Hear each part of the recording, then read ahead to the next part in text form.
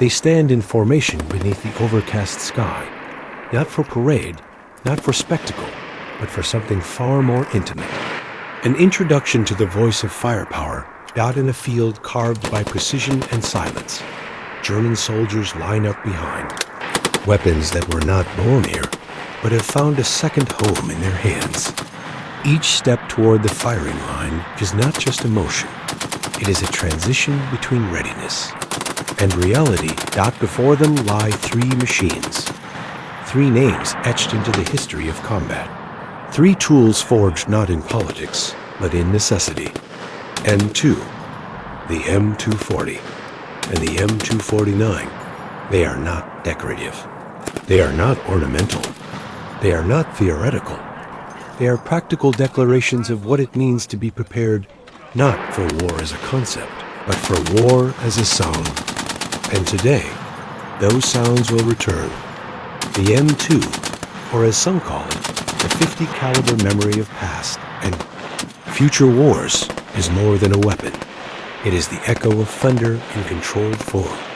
A machine born in the early 20th century, but still feared in the 21st. Not because it is old, but because it has proven that nothing ages slower than relevance.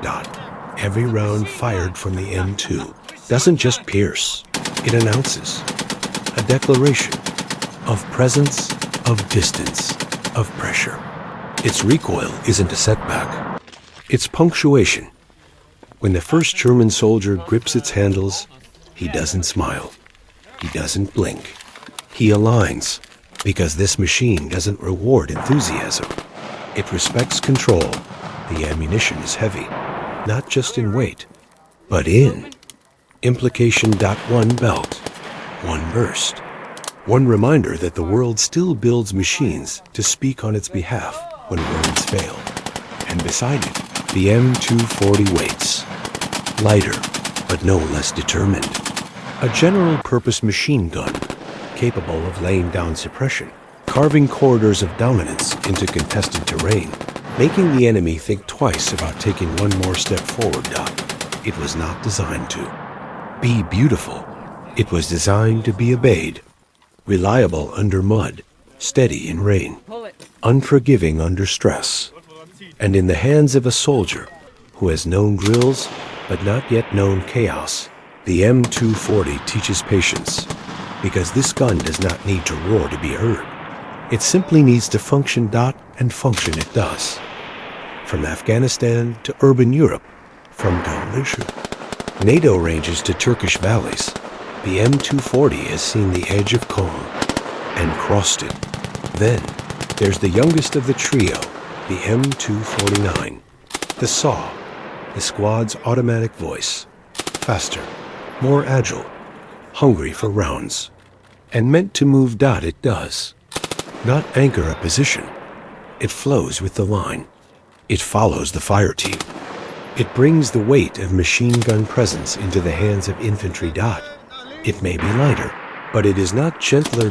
In this training field, where real soil meets real heat, these weapons are not being tested. They are being affirmed. Each trigger pulled is a contract honored. Each shell ejected is a paragraph in a doctrine that cannot be erased. And the soldiers? They are not simply firing. They are listening, because each of these weapons speaks in its own dialect. The M2 speaks in low thunder, the sound of vehicles shattered, of barriers broken, of nothing left untouched. The M240 speaks in rhythm, a cadence that clears corridors. That guides teammates forward. It draws lines in fire and says, beyond this, there is nothing for you. And the M249, it speaks like a heartbeat under pressure. Quick, sharp, determined. Together, they do not form a show. They form a message. Too. The world to allies, to threats that NATO does not just prepare, it integrates, it adapts, and it remembers.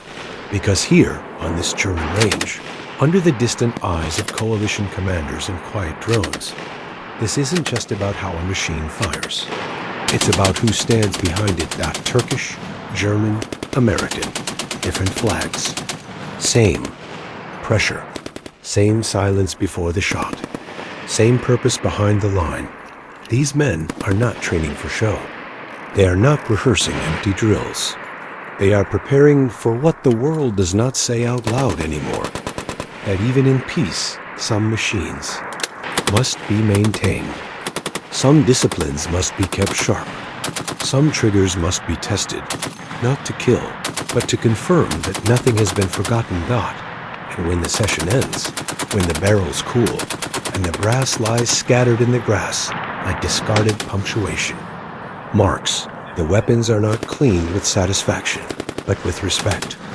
Because the soldier knows power must be handled, not shown off, not boasted about, just understood. And that's what the M2, the M240, and the M249 remind us, that the most dangerous weapon on the battlefield is the one held by a man who knows he does not want to use it, but will, without hesitation, if the moment demands it.